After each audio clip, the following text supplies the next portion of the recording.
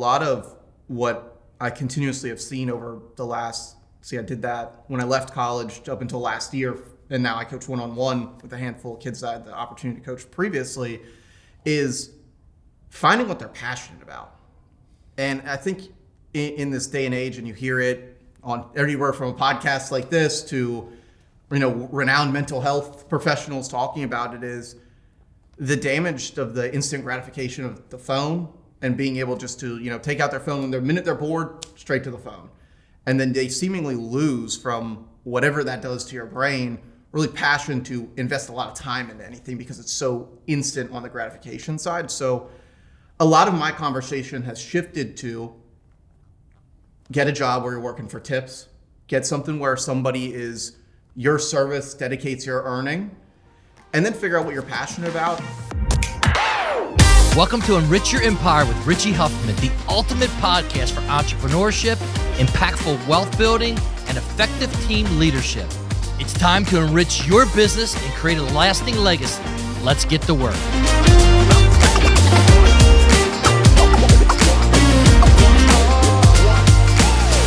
Okay, guys, so welcome back. I'm here in beautiful St. Petersburg, Florida at FranCon, Celebree FranCon 2026 with my good friend Mason Viener from Viener X. Welcome, Thanks for having me, Richie. You're welcome, buddy. So listen, you and I have been friends for a long time, and I really consider you to be one of my friends. Even though you're one of our vendors, I still look up to you. You know that. How old are you, dude? 24, coming up on 25. 24 years old, man. And when I tell everybody, I love that, because a couple months ago I asked you how old you were. When you told me you were 24 years old, I was like, no way. So I all this week I've been asking people, how old do you think Mason is? 28, 29, maybe some 30s. And when I tell them 24 years old, they're like, no way. And I think it's a good no way. Just the way you carry yourself, your old maturity that you have, you're way beyond your years, dude. So welcome. So listen, I want to really talk about early signs of entrepreneurial and passion. And I know I opened my first school, I think I was at the age of 26 years old. And I just see you at where you're at in your stage of life at age 24. And so you're so far ahead of most young people, especially in the entrepreneur business. Like in your life as you were growing up, you're only 24 years old, but when did you first start deciding yeah, I'm gonna be an entrepreneur, I'm gonna create my own destiny, and I'm gonna open my own business? Yeah, so I think maybe 2 weeks ago I would have given you a different answer, but I got the chance to spend some time over Passover with my grandmother. Oh, wow. And she was telling me about, and I had forgotten this, she gets longtime Wall Street Journal reader, and she used to get, the Wall Street Journal, and we would go down actually here in Florida and visit her, and she was like, you were 9 years old picking stocks for me to buy and wanting to go that direction and be that way. So I think that for me, it's just always been. Who gave you that? Somebody gave you that. You're not 9 years old and start looking at the Wall Street Journal or start picking stocks. So we got to uncover that a little bit. I think that it's a lot of credit to my mom, my dad, who are both entrepreneurs. They both own businesses, and it's really in the Viener bloodline, the entrepreneurship. My great-grandfather came here, started a business in West Virginia in the metal business that went down to my grandfather on my father's side. He ran that company, was very extremely successful. My father unfortunately lost his father before the age of 10, but his grandfather on his mother's side also owned a department store in rural New York and had a gas business to farmers out there, and he was around it. And I tell this story to some of our franchise partners that come through the system of, there's a picture that my dad has of the desk that he still has today in his office of me and my brother. Jordan's probably 3 in that picture, and I'm probably 1.5 at the desk that he has. And then you can kind of see that build through there of just having your kids in the office with you on the weekends. Maybe it wasn't always during the week, but then putting us in those situations where it was a conference like this one. And my dad's play was, I'm going to bring the whole family. Your mom's going to come, I'm going to come, and it's to the events you can go to. You're going to get dressed up. You're going to be in that room. You're going to be around that. And it almost puts it, I always felt like that put it in, that there was no other way. Wow. Working for yourself, driving yourself forward, seeing it from the young age, being there, being part of the family business always put me in a position where I just wanted it. Yeah. I was going to ask you, did you feel like you had a choice? Yes. Yeah, I did. And part of that goes to really the first thing I really got into was radio, TV, podcasting. My dad won an auction when I was 11 at a fundraiser to go watch a radio show, and he and I are still on that show to this day. And I felt like that gave the option. When you talk about that, another thing that I really bring up when it comes to this is my last year of high school, I got the chance to work half the day, school, half the day in the family business. Wow. The last day before I went to college, I left and my stepmom asked me, you're doing all this stuff, you're doing your podcast, that's going to grow to a certain point, but it has a cap just with very, very niche market with that. Never was going to make a ton of money. And she was like, what do you kind of want to go into? And I said, I don't know, but I'm pretty sure I'm never going to end up back here. And that lasted about a year and a half. And then I was right back there. But it was going out into the world, getting into, for me, it was the college aspect for a moment, but I knew that it wasn't my direction. It was getting out and then seeing, okay, this is what the world looks like. Get a job, live the corporate life. Mm-hmm. A lot of the kids I went to college with are airline pilots now. There's a huge aviation school at the one that I went to, and they're living their dream doing that. And I could figure out pretty quickly that I wanted to be in control of what I was doing. Mm-hmm. And the only way to do that, I know you and I have had a lot of conversations about this over time, the only way to do that is to be an entrepreneur, to have it be on you ultimately. Because that's the only way you're going to be the one ultimately in charge of everything that you have and being the one that earns it. Was that told to you, or did you just witness that and just discovered that on your own, seeing your relatives? It was always told. My dad had a line for us that, when we would be in that situation where it would be like the weekend and we would say, hey, Dad, why are you going to work?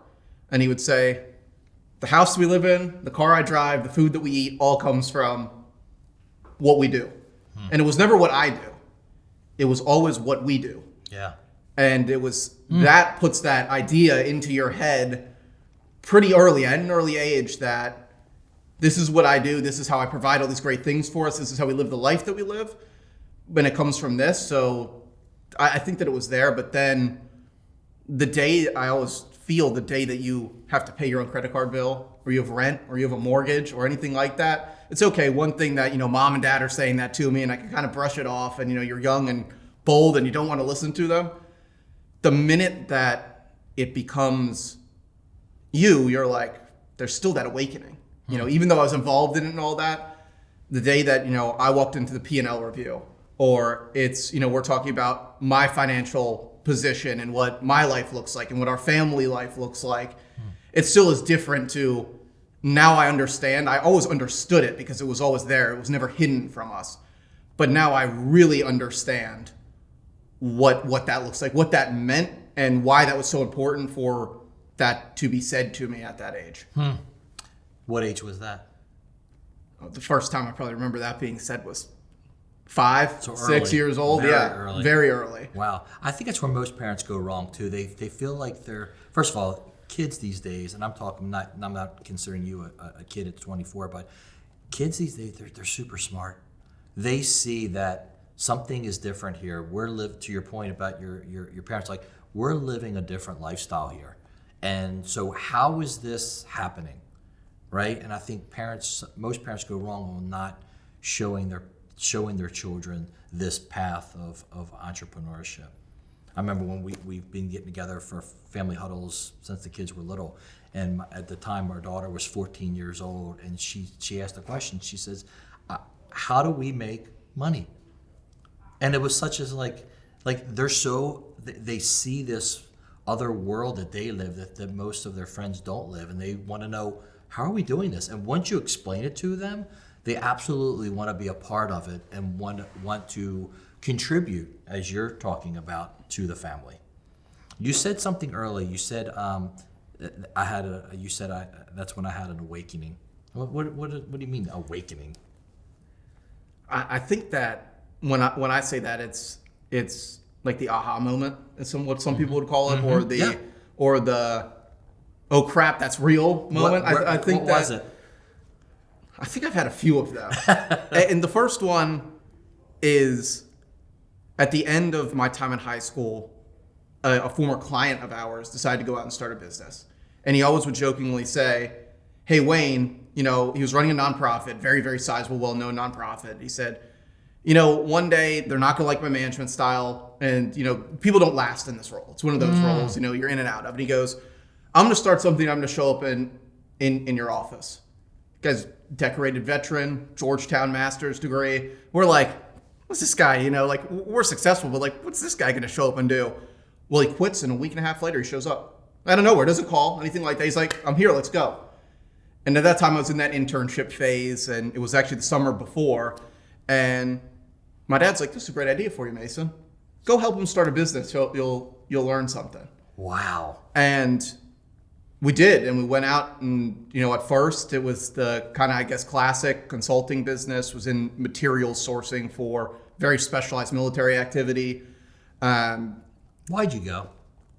Why'd I go? Yeah. Why'd I go there? First of all, at 24 years old, most kids today, first of all, there's two things that happen there. One, your dad said, go do this. Yeah. So kudos to your dad, but kudos to you for listening and taking the opportunity, which I'm sure brought you so much value.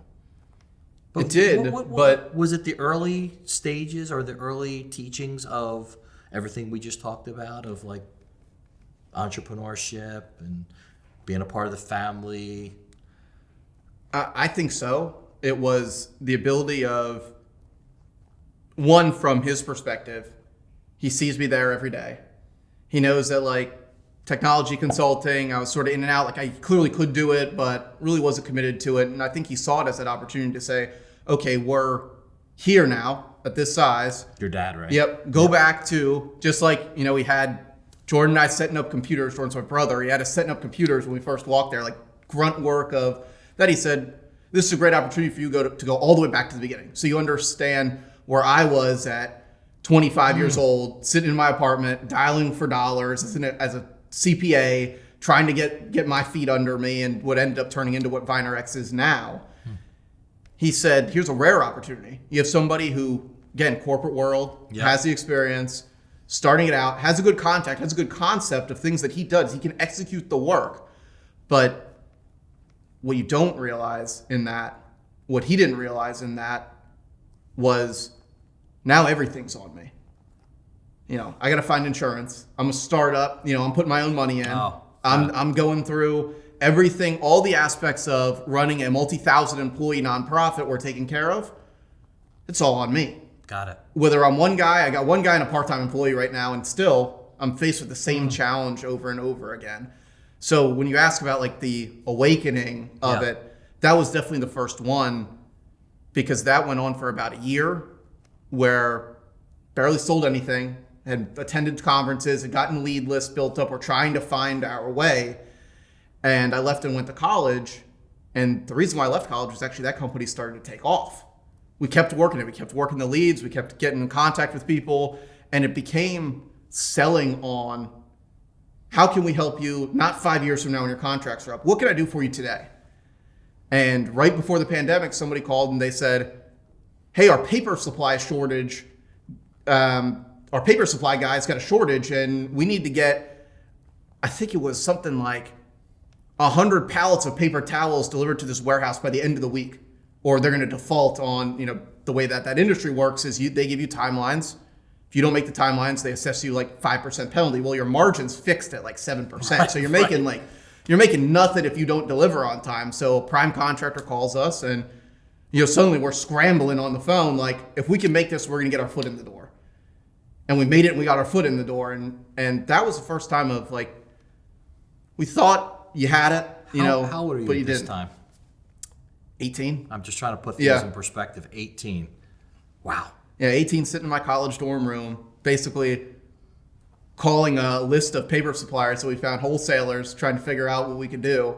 And it was like a 3-man operation at that point of how can we find this? What can we do? Where can it come from? Yeah.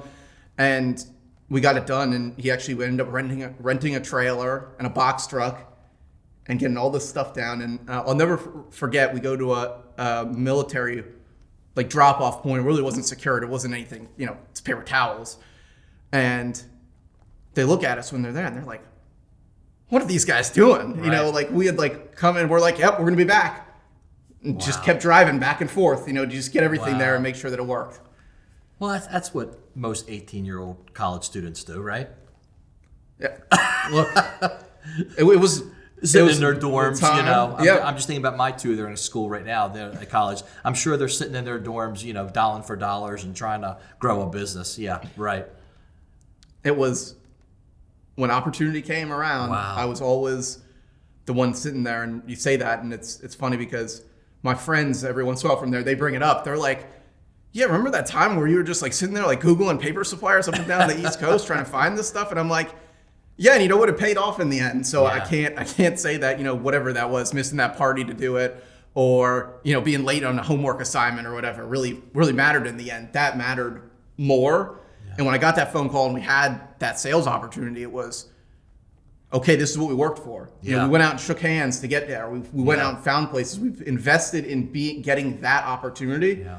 And if you don't deliver now, they're probably not going to call the next time. Yep. So you had to make it come through. So many lessons learned there. And kudos to your dad, because if I'm listening to your story, like your dad could have brought you in at the level that he had already elevated the company to. Yeah. But he decided, no, you're not going to start here. You're going to go way back to the very beginning and go through what I went through to really understand the business thoroughly and really appreciate where we're at today as a company. Yeah, he wanted that. He saw that opportunity, and I got a chance to talk about my journey in IT a couple weeks ago. And it's interesting almost how the two intertwine, because he had us in a spot where we were out in the field pulling cable, or we were setting up computers, or we were really working that entry-level job. And then this came up into it. And that was great. That was the technical side of it. You understand what it is. And some of that stuff doesn't change. Really has not changed much in the last 7-8 years. Mm-hmm. What that opportunity gave me was the lessons of starting, of helping somebody start that had really kind of thought they had it figured out but didn't. And then walking them, going all the way back and saying, okay, we're at the ground level. What do you want to sell? We have to make a value proposition. We have to do everything. We're not known by anybody. Nobody's given us a referral. We might have some friends in the industry, but that's about it. And those friends, and especially in that space, which was really unique, it wasn't like starting a commercial business where you can call up your buddies or your friends, or you left one sales job and came to another and you can sell the same product or sell your new product. It was, yeah, man, we're like, I'll help you out. I've known you for a long time, but I'm on 5 years fixed costs with, this $1 billion company. Maybe you can talk to them and they'll give you a small business set aside. And it was immediate shock. And then finally the winning from it, which never discount how much actually getting somewhere with something you put in that much time to actually can really help jumpstart you. Wow. So let's talk about young men your age that are either in college or coming through college, out of college. I mean, a lot of college students are really struggling right now on how to find a job. What would you say to them? I mean, you and I were blessed enough that I don't want to say we didn't have a choice because we came from very entrepreneur families, but I felt like I did have a choice, but I just like this choice better because of the things that I saw. When you talked about those moments, right? My moment, and I've said this before, my moment was when, we were, my mom hates when I say this, but we were probably the poorest, richest kids in the neighborhood. And the only reason I say that, we were all poor, but my parents just made sure we had nice things as far as the newest bike and the newest this and the newest that, but we were we didn't have the dollars to even buy that. I thank my mom and dad every single day for showing me the path. But when my mom first opened her preschool and her business and came to me and said that they were building a new home and the home was going to have a jacuzzi bathtub in it, and we're talking 1992, and it was going to have a fireplace in their bedroom and blah, blah, blah. And I was like, what is going on here? But I immediately associated improving your life and living a better life, freedom, everything that you just mentioned, with owning your own business. And that was my association. And that's the day that I knew I was not going to work for anybody else. I was going to go out and create my own business, and where we're at today. But what recommendations would you give young people today? I always think to the landscape, because I get to interact with a lot of high school kids. I coach high school lacrosse. I've coached one-on-one with kids, and a lot of what I continuously have seen over the last, I did that when I left college up until last year, and now I coach one-on-one with a handful of kids that I had the opportunity to coach previously, is finding what they're passionate about. And I think in this day and age, and you hear it on everywhere from a podcast like this to renowned mental health professionals talking about it, is the damage of the instant gratification of the phone and being able just to, take out their phone and the minute they're bored, straight to the phone. And then they seemingly lose from whatever that does to your brain, really passion to invest a lot of time into anything because it's so instant on the gratification side. So a lot of my conversation has shifted to get a job where you're working for tips, get something where somebody is, your service dedicates your earning, and then figure out what you're passionate about and understand that almost the social media world is fake to a standpoint. You scroll and it's an entrepreneur, and sometimes I use myself as an example, but there are people in excess of what I have, and especially what I show, that, they're 25 years old and they're driving a Ferrari. They have a multi-million-dollar house. They're on a private jet. The amount of people that achieve that, while it doesn't mean you shouldn't shoot for it, is ridiculously low. Yeah. But you swipe on your phone or you scroll on your phone and you see that nonstop. Yep. And I've seen it take away the inability to try. Like, I'm not going to get there. I'm not that guy. I'm not going to start a software that, some PE firm pays a ridiculous amount of money for 5 years from now when I'm 23. Yeah. Or go to the NFL. Whatever it is, whatever that algorithm feeds, Yes. that ultimate success factor, or that 0.1 percentile of the world. But if you do something that you have passion about and you drive yourself forward and you really master that skill, somebody at the top of every single one of these industries is the person that can afford those things, is the person that can drive those things. So it's picking something that's going to make you happy, even if it's in from 22 when you graduate to 26. And then it's, you can always pivot, but when you build that foundation, you get yourself on a playing field, you have a job, you have the professional experience from it, then you really get to see what that life looks like. Yeah, I would just, I didn't get into early education with passion, to be honest with you. At the age of 26 years old, I didn't say to myself, I'm passionate about early education. I think through time, and I think just to thread what you just put together, I think pick something. Just pick something and go be really, really good at that something.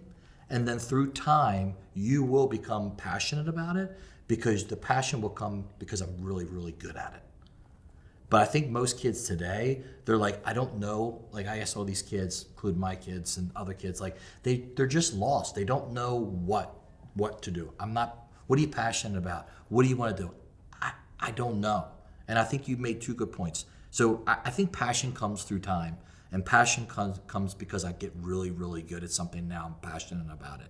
But the second thing you mentioned, which really worries me the most with today's young generation, and most people in general, they're so busy, occupied, whether it's on the phone or other things, that there's no time for them to really think.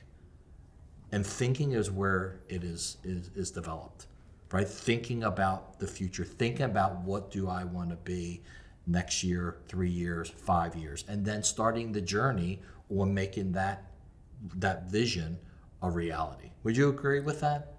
I agree 100%, and I think it's becoming more and more amplified, frankly, by AI in education. And there's a level of thought, and I've seen it. I mean, I've seen kids that are incredibly smart fail papers because they decide that ChatGPT, they don't want to do it, and they want to write that, and, one Turnitin.com or AI scan, and suddenly, to zero, right? And that is fair in that game. You know the rules, they're set out well. But when you talk about thinking, I've always associated that with, what comes before that is learning and gaining knowledge to be able to have those thoughts be meaningful and coming from a spot of learning. And I think you see it more and more now. All the answers are on the internet. All the answers are on my phone. I don't pick up a book. I don't gain perspective from that. I don't write. Things are doing it for me. And yeah, the world's going to change and there's going to be pieces of that. I'm not saying that all that's bad and it's the evil of the earth, because there's definitely that group out there. But it is, when you talk about young kids that want to get stuff done and they want to get to those activities and they want to spend time with their friends and they're on the phone, they're on FaceTime, they're doing all this other stuff. And you think about the simplest thing of, are you thinking about anything? Right. Are you gaining skills at anything? Or is the answer just coming from, hey, ChatGPT, or hey, Copilot, or hey, whatever, talking to it on your phone? It's, yeah, the information may be right, but are you comprehending that? Are you reading what it says? Is it talking to you? What are you doing that's actually advancing your skills or your critical thinking ability in any way? Yeah. So what would you, and we touched on it a little bit, so what would you say is the biggest misconception that young entrepreneurs or young people have in general? I think on the entrepreneur side, it's, I'm going to do this, and in 12 months from now, I'm going to be rich. I really do think that that's what it is. Okay. On the young professional side, I think a lot of it comes from some of the stereotypes that we've talked about. Of they're looking for the quick fix. They're looking for the quick fix. Yeah. They're young and they're gonna jump at whatever. They're not disciplined. They don't carry themselves right. They don't show up dressed the way I'm dressed today. All of that stuff, that when you find the people that are different, that are in that young professional thing, it's no different than what a lot of people talk about the 70s and the 80s with that. It's just, it's changed a little bit, but you see that divide in the people that are really serious about their career, they're serious about their skills, they're serious about what they're passionate about, and the people that need a job because they want to pay rent and do whatever, or they want to pay their mortgage and do whatever. And I think the overwhelming misconception of the younger generation, which is not unfounded, is that everybody is the lazy, AI's doing my job, I'm just, sitting here and cashing the check every 2 Fridays. I really think that the less and less as a society we invest in those people, the more and more the results just going to compound itself, and everybody will eventually end up with that if nobody is buying into giving them the skills, mentoring them, being what I think HFB has been for me as a young professional, of the belief that you guys have in me and what that has given me, and then the belief that, of course, both my parents have, of making sure that you're providing the knowledge, you're building the next generation of professionals, you're doing that, you're buying into your employees and really giving them the skills, because so many people are, that one mistake happens, they're like, this kid's just like everybody else. Yeah. There's no shortcuts, brother. Well, Mason, listen, I can't wait to see what's yet to come from Viener X, and can't wait to see what's yet to come from you. So congratulations, and I look forward to a very, very, very bright future. Yeah, thanks for having me, Richie. All right, guys, thank you so much for listening to Enrich Your Empire. Don't forget to follow me on Instagram and LinkedIn at Richie Huffman Celebree. We've got more great episodes lined up for you, so check back with us soon.